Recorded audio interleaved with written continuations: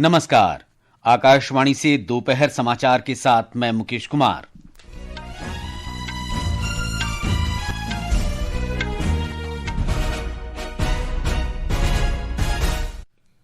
गृह मंत्री अमित शाह ने नेशनल आईईडी रोधी और आंतरिक सुरक्षा व्यवस्था मजबूत करने के लिए राष्ट्रीय आईईडी डेटा प्रबंधन प्रणाली की शुरुआत की।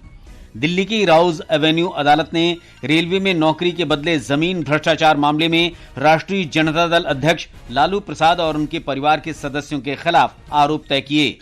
विदेश मंत्री सुब्रमण्यम जयशंकर ने वर्तमान वैश्विक घटनाक्रमों के मद्देनजर भारत फ्रांस साझेदारी पर चर्चा के लिए फ्रांस के राष्ट्रपति इमैनुअल मैक्रों से मुलाकात की।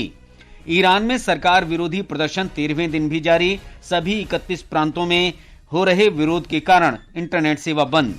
और PV Sindhu Malaysia open badminton tournament के महिला सिंगल्स सेमीफाइनल में पहुंची।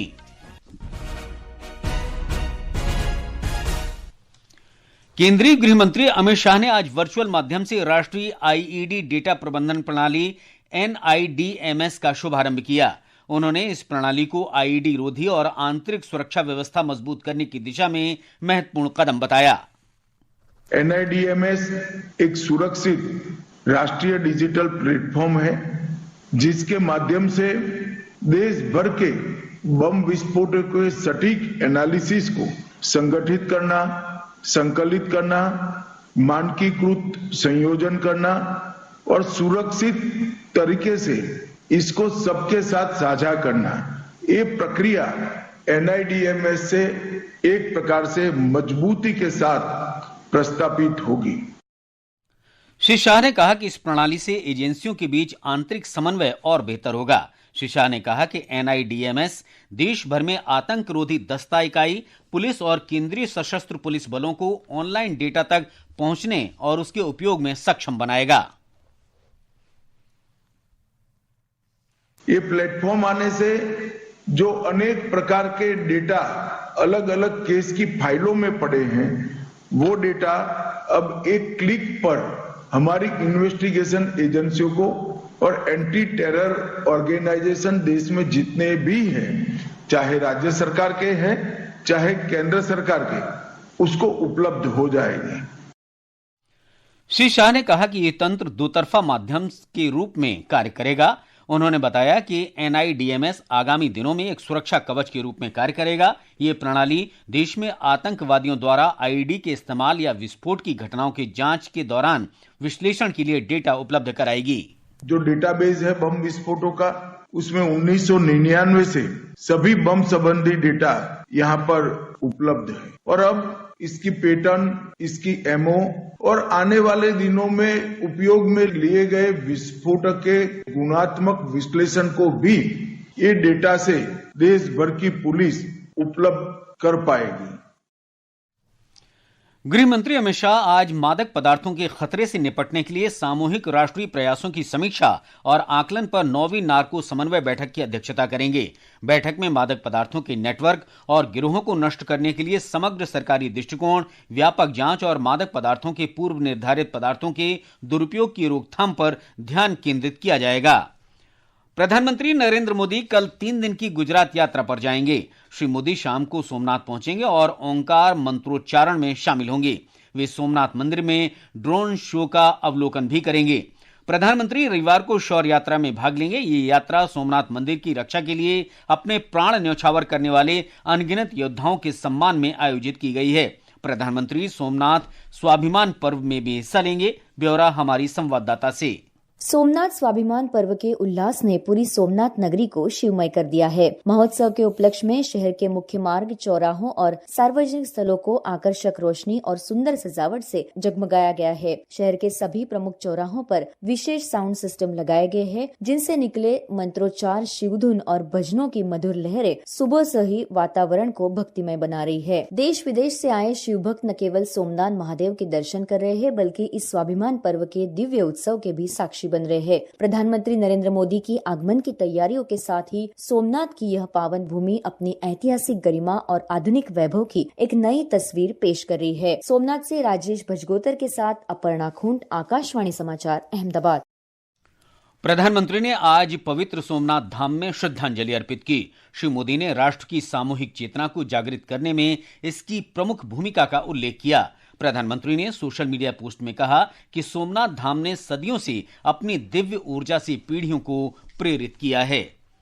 राष्ट्रीय जनता दल अध्यक्ष लालू प्रसाद और उनके परिवार के खिलाफ दिल्ली की एक अदालत ने आज जमीन के बदले नौकरी के मामले में आरोप तय किए हैं। केंद्रीय अन्वेषण ब्यूरो इस मामले की जांच कर रहा है। नई दिल्ली की राउज एवेन्यू अदालत ने लालू प्रसाद के खिलाफ भ्रष्टाचार निवारण अधिनियम 1988 की धाराओं के अंतर्गत ये आरोप तय किए हैं। विशेष न्यायाधीश ने कहा कि लालू प्रसाद और उनके परिवार के सदस्यों ने आपराधिक साजिश रची। इन लोगों ने कथित तौर पर अचल संपत्ति हासिल करने के लिए रेलवे में रोजगार को माध्यम बनाया।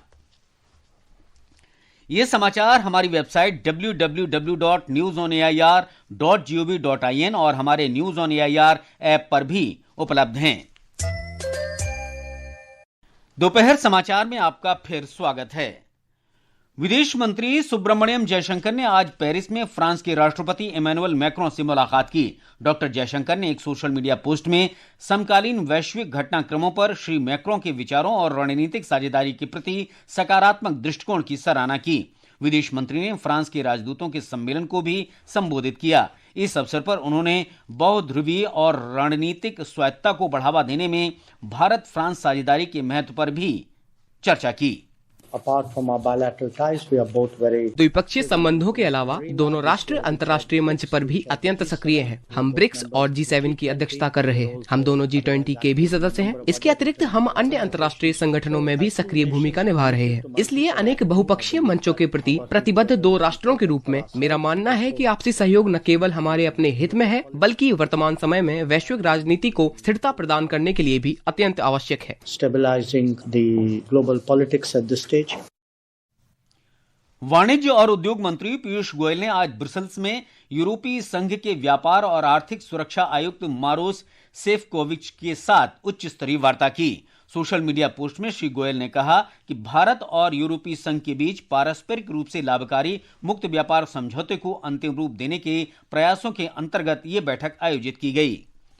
प्रधानमंत्री नरेंद्र मोदी 12 जनवरी को अहमदाबाद में जर्मनी के चांसलर फ्रेडरिक मर्ज से मुलाकात करेंगे। प्रधानमंत्री मोदी के निमंत्रण पर चांसलर मर्ज 12 और 13 जनवरी को भारत की यात्रा पर आएंगे। दोनों नेता भारत जर्मनी रणनीतिक साझेदारी में हुई प्रगति की समीक्षा करेंगे। दोनों देशों के बीच हाल ही में रणनीतिक साझेदारी को 25 वर्ष पूरे हुए हैं। सूचना और प्रसारण मंत्री अश्विनी वैष्णव तथा सूचना और प्रसारण राज्य मंत्री डॉक्टर एल मुरुगन ने आज नई दिल्ली में क्रिएटर्स कॉर्नर का शुभारंभ किया। प्रसार भारती द्वारा शुरू की गई इस पहल का उद्देश्य डिजिटल प्लेटफॉर्म पर रचनात्मक सामग्री को प्रदर्शित करना और इसे बढ़ावा देना है। कार्यक्रम को संबोधित करते हुए श्री वैष्णव ने कहा कि सरकार का लक्ष्य 1 करोड़ युवाओं को अर्थव्यवस्था से जोड़ना है। पश्चिम बंगाल की मुख्यमंत्री ममता बनर्जी ने आईपीएसी प्रमुख प्रतीक जैन के कार्यालय पर कल हुई तलाशी के बाद प्रवर्तन निदेशालय के खिलाफ इलेक्ट्रॉनिक्स कॉम्प्लेक्स पुलिस स्टेशन और शेक्सपियर सरनी पुलिस स्टेशन में शिकायत दर्ज कराई है। इस बीच प्रवर्तन निदेशालय ने कोलकाता उच्च न्यायालय में याचिका दायर कर आरोप लगाया है कि मुख्यमंत्री ने जैन के परिसर पर हुई छापेमारी में बाधा डाली। तृणमूल कांग्रेस ने आज नई दिल्ली में गृह मंत्री अमित शाह के आवास पर विरोध प्रदर्शन किया। वे कल कोलकाता में राजनीतिक परामर्श फर्म आईपीएसी कार्यालय पर प्रवर्तन निदेशालय की छापेमारी के विरोध में प्रदर्शन कर रहे थे। पत्रकारों से बातचीत में पार्टी सांसद महुआ मोइत्रा ने कहा कि टीएमसी सदस्यों को हिरासत में लेकर पुलिस स्टेशन ले जाया गया। उन्होंने कहा कि वे शांतिपूर्ण ढंग से विरोध प्रदर्शन कर रहे थे। भारतीय जनता पार्टी ने मुख्यमंत्री ममता बनर्जी पर आईपीएसी कार्यालय में कल हुई तलाशी में बाधा डालने का आरोप लगाते हुए इसे अनैतिक, गैर जिम्मेदाराना और असंवैधानिक आचरण बताया है। नई दिल्ली में मीडिया से बातचीत में पार्टी के वरिष्ठ नेता रविशंकर प्रसाद ने मुख्यमंत्री पर आरोप लगाते हुए कहा कि उन्होंने खुद को बचाने के लिए तलाशी अभियान में बाधा डाली।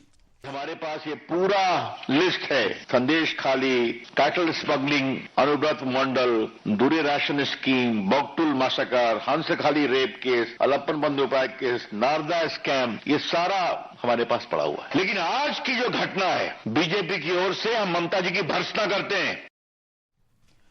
दिल्ली पुलिस ने पुरानी दिल्ली में तोड़फोड़ अभियान के दौरान तुर्कमान गेट पर हुई पत्थरबाजी मामले में एक और अभियुक्त को गिरफ्तार किया है। दिल्ली पुलिस ने बताया कि इस मामले में अब तक 12 लोग गिरफ्तार किए जा चुके हैं। इस बीच शुक्रवार की नमाज को देखते हुए इलाके में सुरक्षा के कड़े प्रबंध किए गए हैं। महाराष्ट्र की 29 नगर निगम सीटों के लिए चुनाव प्रचार जोरों पर है। उम्मीदवार और राजनीतिक दल मतदाताओं तक पहुंचने के लिए आधुनिक तकनीक और डिजिटल साधनों का उपयोग कर रहे हैं।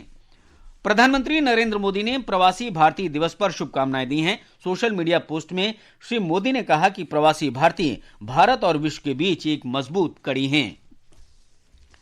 आज प्रवासी भारतीय दिवस मनाया जा रहा है। इसी दिन महात्मा गांधी दक्षिण अफ्रीका से भारत लौटे थे। विदेश मंत्रालय ने एक सोशल मीडिया पोस्ट में कहा कि प्रवासी भारतीयों ने देश की परंपराओं, विचारों और मूल्यों को पूरी दुनिया में फैलाया। विदेश राज्य मंत्री कीर्ति वर्धन सिंह ने कहा है कि भाषा संस्कृति को जीवित रखती है और हिंदी भाषा के माध्यम से देश की संस्कृति और समृद्ध विरासत का प्रसार करना है। विश्व हिंदी दिवस पर हर साल 10 जनवरी को मनाया जाता है। ये समाचार आकाशवाणी से प्रसारित किए जा रहे हैं। ताजा समाचार जानने के लिए आप हमारे social media handle x@AIR news Hindi को फॉलो कर सकते हैं। ईरान में विरोध प्रदर्शन के 13 दिन हो चुके हैं। रियाल की गिरती कीमत और बढ़ती महंगाई के विरोध में शुरू हुए प्रदर्शन अब अधिकारियों के लिए राजनीतिक चुनौती बन गए हैं। निर्वासित युवराज रजा पहलवी के आह्वान पर लोगों ने विरोध प्रदर्शनों में हिस्सा लिया। एक रिपोर्ट। निर्वासित युवराज रजा पहलवी ने ईरानियों से 2 रातों तक रैली करने का आग्रह किया है। राजधानी तेहरान और कई अन्य शहरों में कल इसका पालन करते हुए पूर्व राजशाही के समर्थन में नारे लगाए गए। रजा पहलवी ईरान के अंतिम सम्राट मोहम्मद रजा शाह पहलवी के सबसे बड़े बेटे हैं और 1979 की इस्लामी क्रांति के बाद से निर्वासन में हैं। मुख्य रूप से अमेरिका में रहने वाले रजा पहलवी ने ईरान में धर्मनिरपेक्ष लोकतंत्र, मानवाधिकारों और सत्ता के शांतिपूर्ण हस्तांतरण का समर्थन करने वाले एक प्रमुख विपक्षी नेता के रूप में खुद को स्थापित किया है। रजा पहलवी ने ईरानी प्रदर्शनकारियों के लिए अंतर्राष्ट्रीय समर्थन और देश के अंदर तथा बाहर जनमत जुटाने के लिए मीडिया और सोशल मीडिया पर सक्रिय रूप से अपनी उपस्थिति दर्ज की है। दुबई से विनोद कुमार की रिपोर्ट के साथ समाचार कक्ष से जागृति शर्मा। इस बीच ईरान सरकार ने विरोध प्रदर्शनों के कारण पूरे 31 प्रांतों में पूरे देश में इंटरनेट बंद कर दिया है। निगरानी समूह नेट ब्लॉक्स ने बताया कि कल शाम से आज सुबह तक पूरे देश में कनेक्टिविटी बाधित रही और मोबाइल फोन सेवाएं भी बुरी तरह प्रभावित हुईं। बंगाल की खाड़ी में बना कम दबाव का क्षेत्र और अधिक तीव्र होने तथा श्रीलंका के पूर्वी तट के करीब पहुंचने की संभावना के मद्देनजर श्रीलंका में अलर्ट जारी है। एक रिपोर्ट। श्रीलंका के मौसम विभाग के अनुसार बंगाल की खाड़ी में बना गहरा दबाव उत्तर पश्चिम दिशा में बढ़ रहा है और आज शाम पोर्टुवेल और ट्रिंकोमली के बीच तट से टकरा सकता है। श्रीलंका के उत्तरी और पूर्वी क्षेत्रों में 100 मिलीमीटर से अधिक भारी बारिश, तेज हवाएं और बिजली गिरने की चेतावनी जारी की गई है। इसी बीच नेशनल बिल्डिंग रिसर्च ऑर्गेनाइजेशन ने कहा है कि प्रणाली की दिशा में बदलाव से मध्य पहाड़ी क्षेत्रों में जोखिम कम हुआ है और वहाँ निकासी संबंधी चेतावनी हटा ली गई है। अधिकारियों ने जनता से सतर्क रहने और आधिकारिक सूचनाओं पर नजर बनाए रखने की अपील की है। अहमद मोइन फारूकी, आकाशवाणी समाचार, कोलंबो। भारत की PV Sindhu Malaysia open super badminton tournament के महिला सिंगल्स सेमीफाइनल में पहुंच गई हैं। जापान की अकाने यामागुची के मैच से हटने से पहले सिंधु ने पहला गेम 21-11 से जीत लिया था। पुरुष डबल्स के क्वार्टर फाइनल में सात्विक साईराज रंकीरेड्डी और चिराग शेट्टी इंडोनेशिया के फजर अल्फियान और मोहम्मद शोहिबुल फिक्री के साथ मुकाबला खेलेंगे। अंत में मुख्य समाचार एक बार फिर। गृह मंत्री अमित शाह ने नेशनल आईईडी रोधी और आंतरिक सुरक्षा व्यवस्था मजबूत करने के लिए राष्ट्रीय आईईडी डेटा प्रबंधन प्रणाली की शुरुआत की। दिल्ली की राउज एवेन्यू अदालत ने रेलवे में नौकरी के बदले जमीन भ्रष्टाचार मामले में राष्ट्रीय जनता दल अध्यक्ष लालू प्रसाद और उनके परिवार के सदस्यों के खिलाफ आरोप तय किए। विदेश मंत्री सुब्रमण्यम जयशंकर ने वर्तमान वैश्विक घटनाक्रमों के मद्देनजर भारत फ्रांस साझेदारी पर चर्चा के लिए फ्रांस के राष्ट्रपति इमैनुअल मैक्रों से मुलाकात की। ईरान में सरकार विरोधी प्रदर्शन 13वें दिन भी जारी। सभी 31 प्रांतों में हो रहे विरोध के कारण इंटरनेट सेवा बंद। और PV Sindhu Malaysia open badminton tournament के महिला सिंगल्स सेमीफाइनल में पहुंची। इसके साथ ही दोपहर समाचार का ये अंक समाप्त हुआ। नमस्कार।